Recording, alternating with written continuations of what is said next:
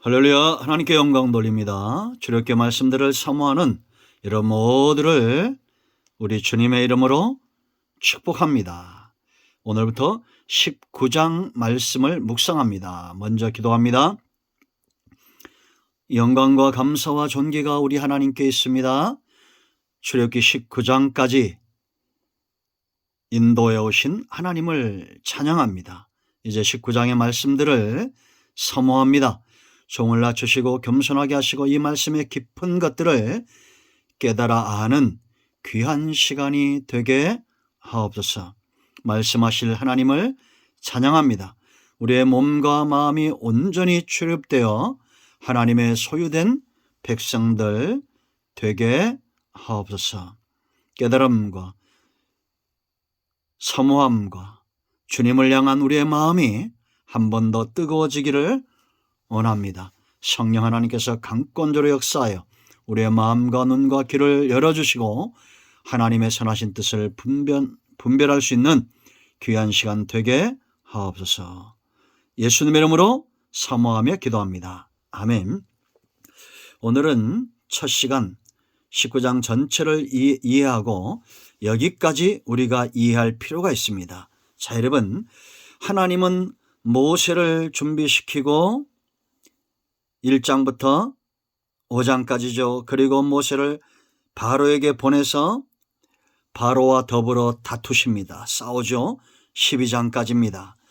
10가지 재앙을 내려 이스라엘 백성들을 애굽에서 이끌어내는 일에 하나님이 기적을 강한 손을 더하심으로 이스라엘이 지금까지 본 적도 없는, 체험한 적도 없는 하나님의 살아계심, 하나님의 여호와 되심을 분명히 드러냈습니다.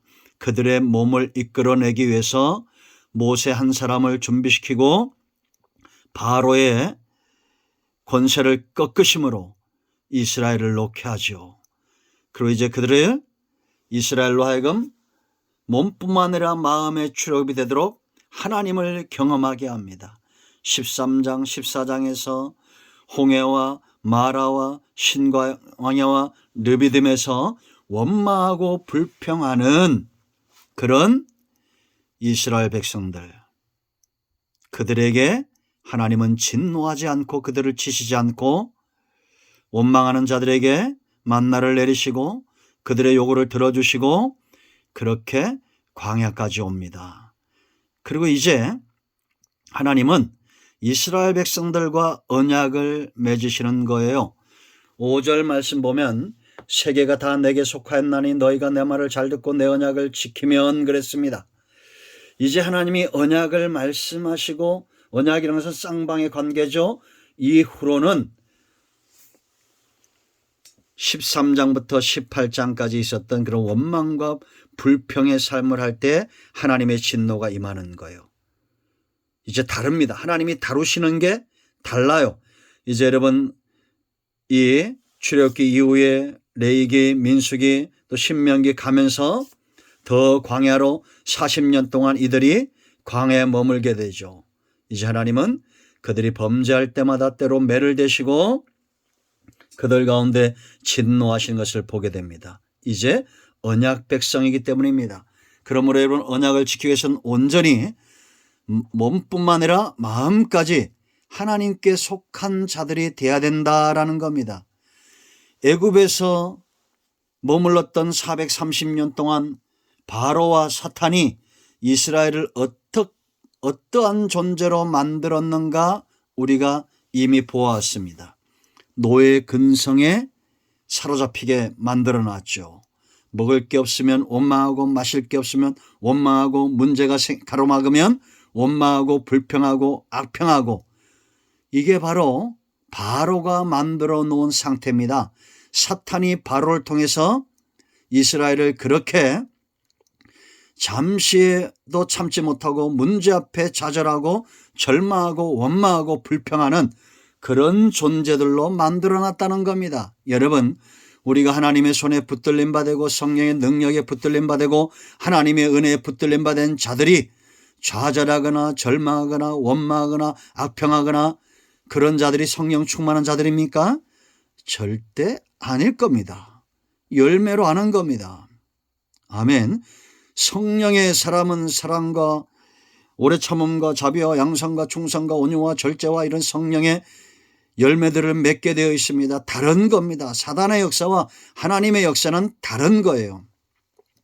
몸만 나와서 마음이 바뀌지 않으므로 여전히 악평하는 이들을 이제 하나님은 말씀, 언약, 검 같은 말씀, 방망이 같은 말씀, 언약 관계를 체결함으로 이제는 광야에서 연단하고 때로는 매를 대시고 때로는 낮추시고 그러면서 그들의 중심을 바꾸는 거예요. 마음을 바꾸는 겁니다. 이미 몸은 하나님의 백성, 구원받은 백성이 되었습니다.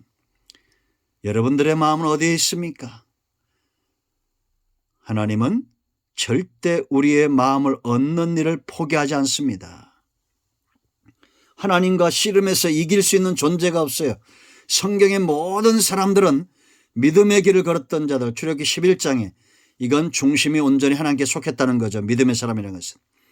그들이 다 이와 같은 과정 가운데서 어떤 이들은 40년, 어떤 이들은 30년, 연수가 다를 뿐이지 다 광야를 경험하고 연단을 경험하고 정금 같은 믿음의 사람으로 나왔다는 겁니다. 여러분, 애굽에서 너무 좋아하지 마세요. 불같은 기적, 하늘이 어두워지고 여러분 메뚜기 재앙, 파리 재앙, 이러한 재앙들, 하나님의 역사하심, 피 재앙, 개구리 재앙, 이스라엘 편에서 본 놀라운 기적이죠. 그러나 거기에 머물러 있을 수 없어요.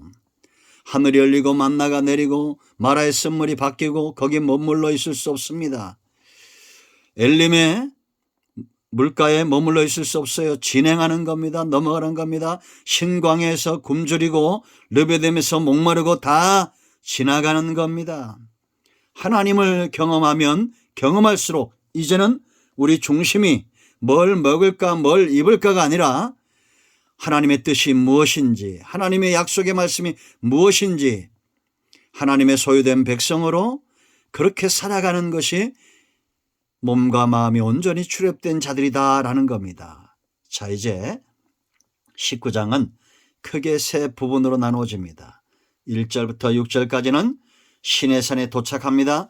하나님이 왜 이들을 여기까지 이끌어왔는지 목적을 이야기합니다.